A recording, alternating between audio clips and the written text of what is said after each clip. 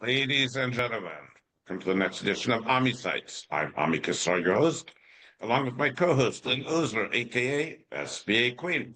So excited to have my friend Jessica Munday in, another EO mate of mine from beautiful Charleston, South Carolina, and lots of fascinating adventures, including being CEO and founder of Trio Marketing. And she's also going to share with us all information about her nonprofit advisory company and whatever else we feel like talking about today. Jessica, thanks for being on and welcome to the show. Thank you for the invitation. It's my pleasure. We're really happy to have you here. So, you've done so many things. I think it might be great if we start at the beginning of your entrepreneurial journey. But tell us when you went to college, what did you think you were going to do, and what happened when you graduated? So I'm one of those oddballs that knew exactly what I wanted to do, and I'm doing it 30 years later.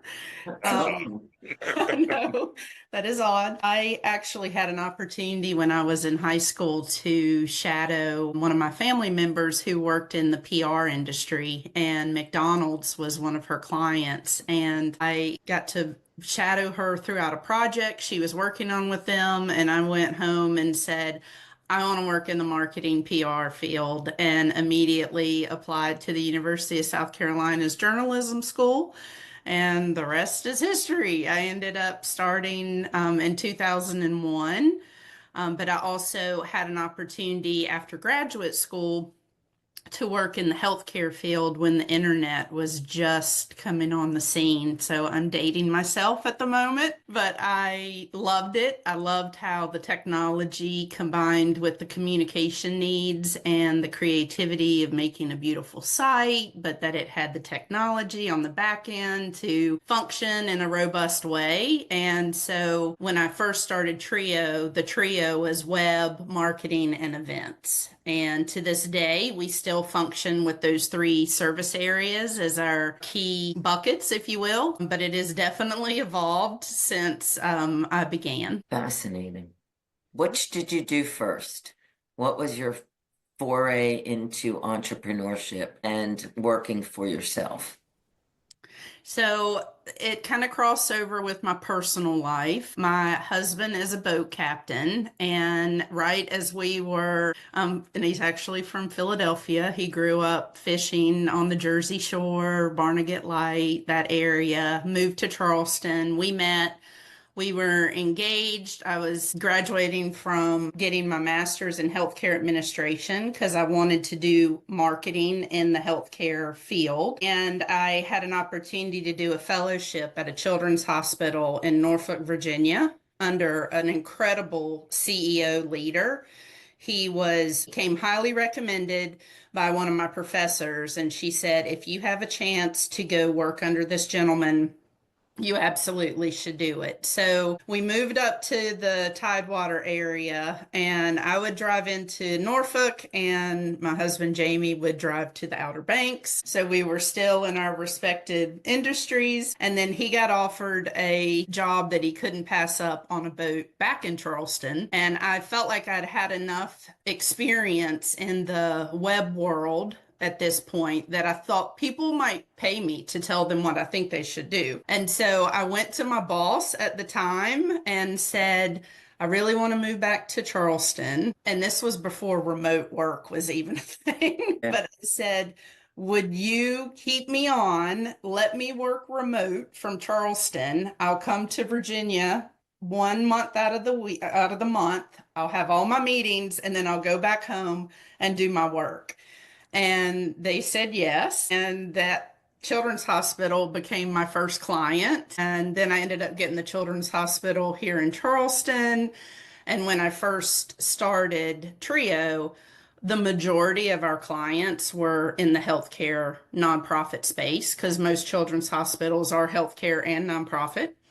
And we've diversified a tremendous amount over the years, but still have a number of healthcare and nonprofit clients, which fast forward to a couple years ago, I decided that I wanted to help these nonprofits because I had seen what was going on behind the scenes. They have a heart of gold, but oftentimes they don't know how to run a business. And so I approached a colleague of mine, dear friend, who had really become a nonprofit executive rock star through her career. And we decided to start Cloud9 Nonprofit Advisors. And that was in 2001. And it's going great. I'm more behind the scenes as a mentor to her. She really runs the day to day as the managing partner, but super proud of that. And the journey has been wonderful. How do you balance two companies, Jessica? How do you do it? Well, there's actually a third if you throw Oh, in the no. fishing charter business with my husband. Well, I was telling Lynn before we started that I'm surrounded by a lot of wonderful people. I have a very supportive husband. I have great kids, and I, I just am able to make it work. And I would also say that I don't know that I would have started Cloud9 had I not joined EO and EO really pushing me to um, try new things and reach my full potential. And I think EO has also been instrumental in helping me figure out life skills to be able to be a strong entrepreneur, but also a good wife and a great mom and all of that. So, Ami, when you're surrounded with badass people, then you can do a lot of great things. Badass things. Yes. What is the biggest challenge of all of it in the balancing act? I would say definitely the desire to really want to have more quality time with my family. Certainly, we do make quality time a priority and we make the most of it when we are together and do great things and travel and really enjoy ourselves. But sometimes you can't make money while you're doing that quality time, and you still have to pay for a roof over your head and food on your table and college tuitions. And so I think, though, if anything, my kids have appreciated how hard their parents work and don't take for granted what they do have, because at this point in their life, what they do have is a direct result of how hard we have worked. But wanting more quality time and being able to spend more time in the Bahamas would probably be the one thing that I wish I could have more of. Yeah. With the boat. Yes, with the boat. A question about running a marketing agency. Okay. This is maybe a tough question or a not fair question. There are a lot of marketing agencies out there. How do you stand out and make yourself different? That is a great question, and I do not disagree. There are hundreds, if not thousands, of marketing agencies. There's even dozens in my own market. And we talk about this often in our strategic planning sessions with our executive team. The one thing that absolutely cannot be replicated, I don't care how many other marketing agencies there are, is our team and our people, and how we show up as individuals in our professions and how we show up collectively as a team. And we also recognize that we may not be a fit for everybody, but for the clients that we do work with, one of our values is being relationship obsessed. We feel like at the heart of life are relationships. And so we really take that seriously, and we are not interested in just being a transactional marketing agency. We really want to be a partner with our clients, and we immerse ourselves, and to the point that we want them to feel as if we are their fractional marketing department, and that our team is just as close to their bottom line and how they function on a day-to-day basis as their full-time employees. And that's what I believe sets us apart from the others that are out there. How do you do that? In other words, how do you create that culture? We started, I've always felt like we've had a strong culture from day one. My philosophy, and my friends joke, oh my God, that's going to be on your tombstone when you pass away, is to enjoy life and to make a difference. And, work hard, enjoy life, make a difference. And if we do that every day, then we, I think, have a strong quality of life. Encourage that with every team member that I have at Trio, and quite frankly, all of my businesses. And when you instill that in people, I think they genuinely enjoy showing up. And when people enjoy showing up to what they are professionally responsible for, I think the outcome and the deliverables that you provide to your clients are stronger. And are a values-based company. They're not just words written on the wall. I know there's a lot of companies that run based on their values, and I would go as far as to say that I think those companies are much stronger than companies that don't teach and hold accountable to their team and their clients and their partners and vendors what is in their DNA and what matters to them. And I think by us holding true to that over the years, our culture has become even stronger every day. And sometimes it doesn't work out, and that's fine. If that doesn't resonate with you, then this isn't the home for you, whether that's a client or a team member. But we hold true to it, and I think that's the best way to lead. How many Yes, employees, how many yeah. members are your team? We have 18 members on our Trio team, and we have 8 members on our Cloud9 team, and 2 on our Full Circle Fishing Charters A team. it's a lot of responsibility and a lot of people. Actually, I'd take that back. My sons would be really disappointed if I didn't count them in the fishing team. But I want to say something here about the size of your team and the size of our company. I believe strongly that the way that you make a difference is through culture. But I personally believe it comes from the top down. And you set an example, both of you, I assume, Jessica, because of your success, where you practice what you preach and you treat your employees the way you treat your clients, and that's what resonates. I think that in large corporate environments, that's extremely difficult to do. And that's why I think that people that fit in the environment that each of you created stay longer, are happier in their job, feel more connected, feel like they're contributing, are acknowledged for their contributions, whereas in a large company, that gets lost.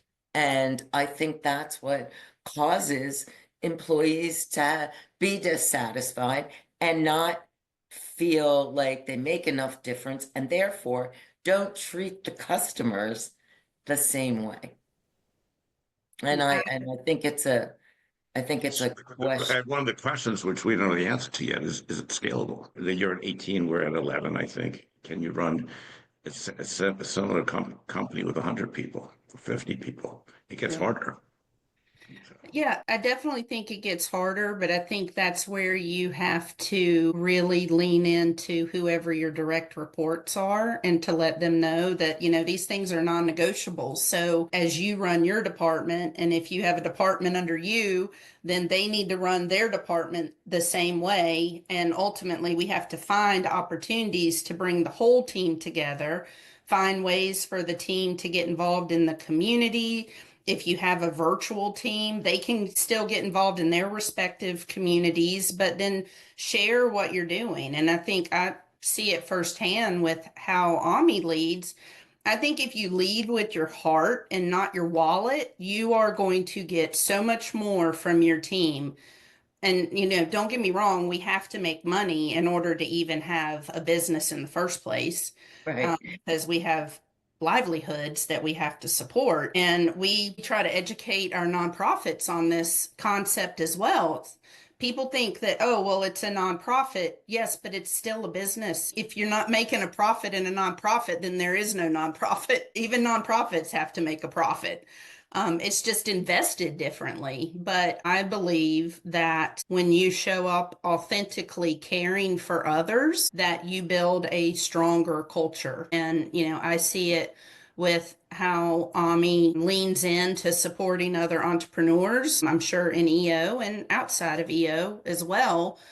But that creates this energy that really is special and can really help elevate whatever business or organization you're involved with. You, thank you for that. Let me ask you a question.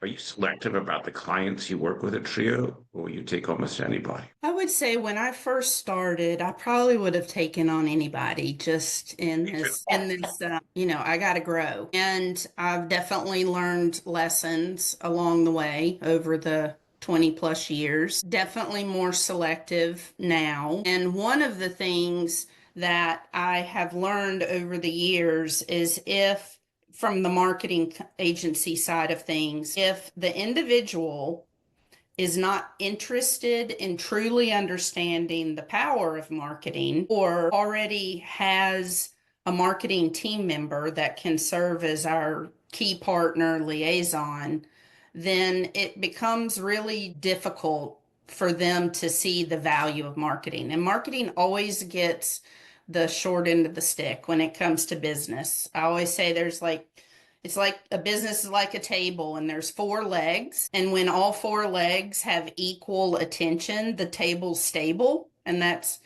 the HR. So who's going to do the work? The operations, how does the work get done? The finance, how do we make money and pay our people? And the marketing, how do we promote what we're doing so that we can do those other things? And the marketing always does not get the same value in most companies that the other three do. And I would say, like a three-legged dog can still run, you can still mow your grass with three wheels on your lawnmower, but you're not doing nearly as good of a job. So if you give marketing the same value and attention as you do those other areas of your business, then you're going to have a stronger company. And I see light bulbs go off oftentimes when I'm talking to prospects about that. And then if it just continues to be this questioning of the value, then that's like the red flag. Okay, I don't know that they're ever going to get it. Are your clients local or anywhere? The majority of our clients are on the East Coast of the US. Over the years, we've had one or two international, and we have some that have been on the West Coast. But I would say for the most part, they're on the East Coast. And are there any specific industries, or are you industry agnostic? Yeah, when I first started, it was definitely all healthcare and nonprofit. Over the years, we've worked with a number of municipalities, education, healthcare, nonprofit, and service-based industries. So most of our clients are providing some type of service. We don't have a lot of clients where we're selling goods or widgets. And I always say one of my favorite clients that I just have enjoyed working with so much over the years is an all boys Catholic high school in Staten Island. But we have worked with them to elevate their brand, and they now have record admission level, and they are just such a joy to work with. That's great. One of my favorite clients ever, he built a trucking company up to like 200 trucks. He was a high school dropout. And That's awesome. You know what his dog's name was? What? Dog. His dog? Dog. Simple. Keeps it nice and simple. Thinking about the future, the next 3 years. What do you see as your biggest challenge? I am just now at the point where I want to start educating myself on what a succession plan or exit strategy could look like. I still love both of my businesses very much, even including the fishing charter business. Trio has almost been around for 25 years. sustainable. It can run without me, although I'm still involved because I love what I do. That makes me super proud. I worked really hard to get there because early on in that business, it was synonymous with me.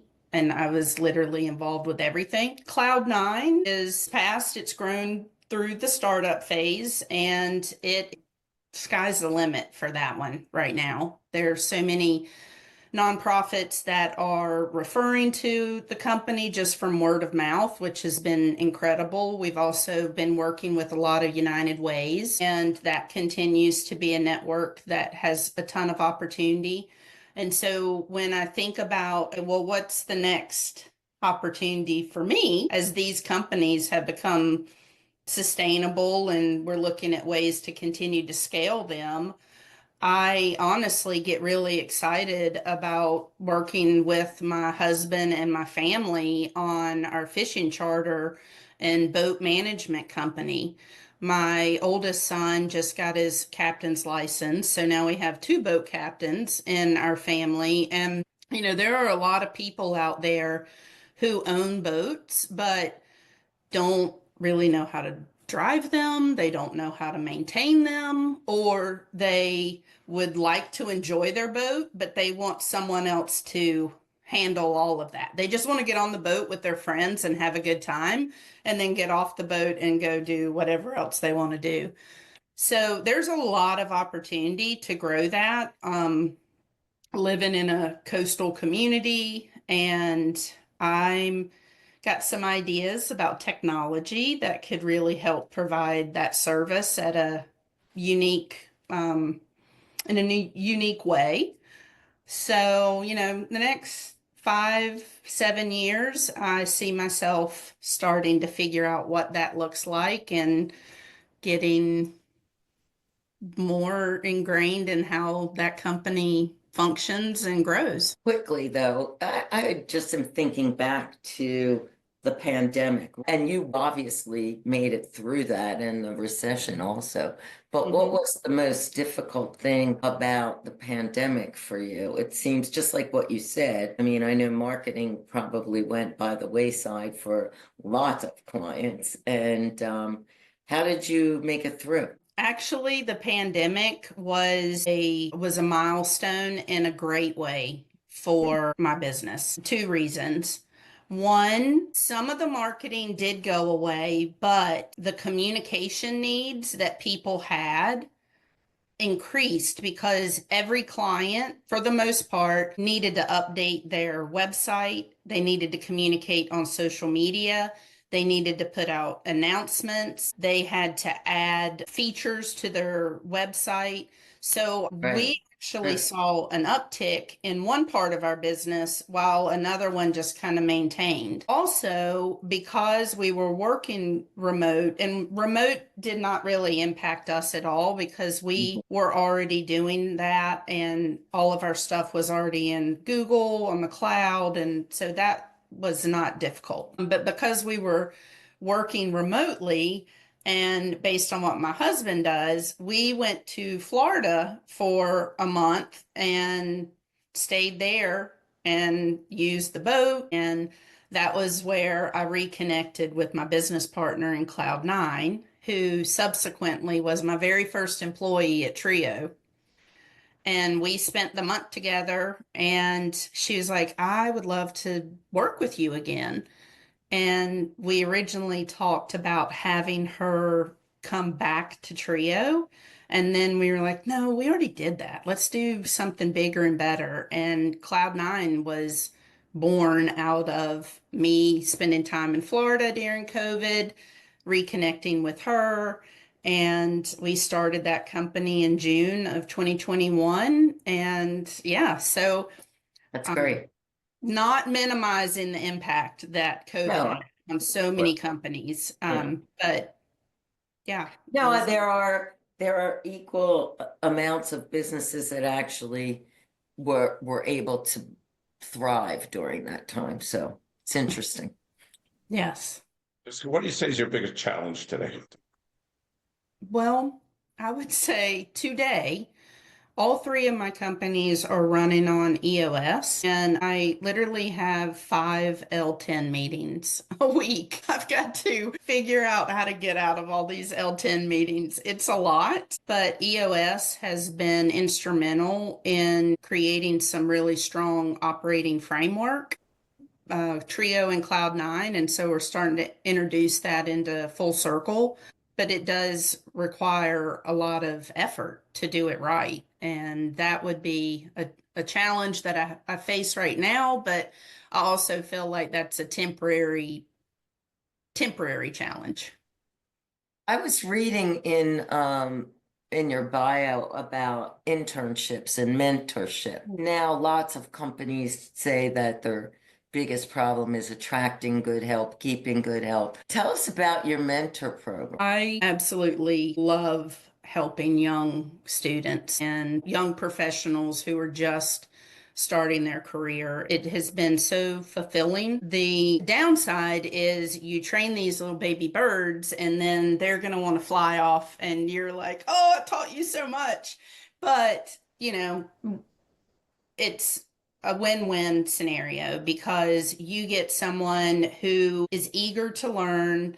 They're like a sponge, just wanting to soak up everything. You can train them the way you want your team to function. And I would say there have been a number of interns that we have kept on our team if they were, A players. And I have so many that I see out in the world today and just extremely proud of the work they're doing. And, one of my top interns that was my first is actually super successful in New York City. And just to follow what he's doing on social media and the fact that he started with us right after he graduated from Clemson is really amazing. And there's so many more students like that. And I just really, really enjoy helping young professionals. So much on your plate, such an interesting story. What size clients do you typically service? Most of ours are small to medium sized businesses. I would say maybe 15, probably like 20 million and less. We don't have any Fortune 500, Fortune 100 clients. We do work with some large healthcare systems, but we are really working more on a departmental level. So it's almost like there's these like small business entities within this huge entity, and they typically have their own budgets that they're working from. So I would say small business, nonprofit, that's definitely our niche and sweet spot. How small is small? How small is too small? Well, I mean, we've worked with individuals who were just starting out. There are some startups, and we do have like a startup business branding package. Like, okay, right out of the gate, you can get a business card, a website, social media setup, email signatures, letterhead, templates, everything you need to feel like you come out of the gate really strong with a professional look and feel proud of what you're doing. But they have to have gone into starting up their business with marketing as a line item. Like, this is just the beginning of your marketing investment. This is to get you out of the gate, but you got to continue to invest. And it's proven, and this, the companies that invest a percentage of their revenue back into their companies continue to see growth in the bottom line if they're doing it correctly and in an impactful way. Yeah, I mean, it can be startup one person to, 15 people to 50 people. Just how has AI changed your world, if at all? Oh my gosh. That is our theme this year for our team. I absolutely have loved it over the past year and a half strongly. And we are building out custom GPTs. We are looking at how video can help our clients and we can create video content. I mean, it continues to get better and better. We just had a workshop earlier this week on it, and it's like, oh, it looks like they've gotten the hands down. The hands don't look like they're mutated in this creative that's being made by the AI platforms. So as the AI quality gets better, the more we're leaning into it. And I just think it's a game changer for our industry and is going to allow us to provide more for our clients. But I do still feel that there is a need for a professional human eye to critique what you get to make sure it's the best it can possibly be. And are you offshoring any of your work, or is everything done onshore? Everything is here, but we have worked with teams in other parts of the world. Do you have one client that's your most favorite client since you started? Other than the What about capital, one project that really stands out, it was a one-time project, and it was with Williamsburg County, South Carolina. They hired us to replicate Martin Luther King Jr.'s speech, March on Ballot Boxes. And it was the 50th anniversary of his March on Ballot Boxes speech, which was given at the site of the Kingstree, South Carolina High School.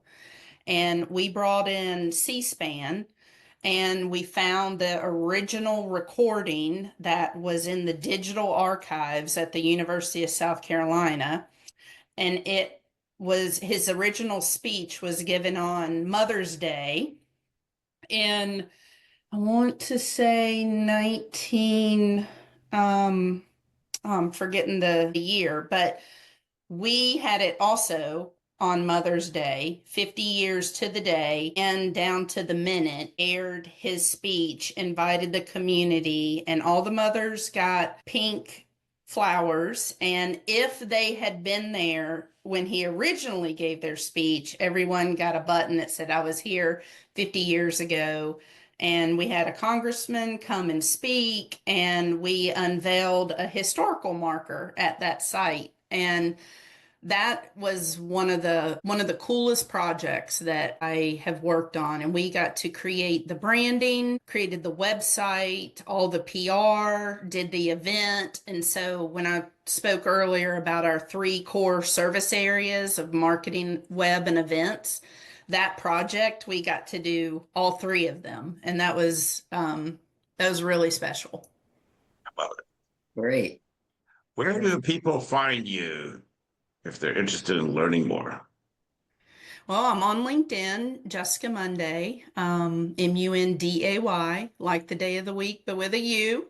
And I'm in beautiful Charleston, South Carolina, which often gets touted as the #1 city in the world, according to Travel and Leisure. So come visit in Charleston anytime. You can also find me at many EO events. And if I'm not in Charleston, then I could be in Fort Lauderdale, which is where Cloud9 is headquartered, and the Bahamas when I have quality time with my family. Love it. Is Trio Solutions have a website? Yes, it's trio-solutions.com. Awesome. And go there and visit our team page. We get so many compliments on our team page. We have fun animated GIFs that showcase what each of us love personally. And you can listen to our own curated Spotify list. So you can go see what my top 25 songs are. That's fun. I That's can check great. it out. So, Yes. Very Jessica, creative. it's been a pleasure. Thank you so much.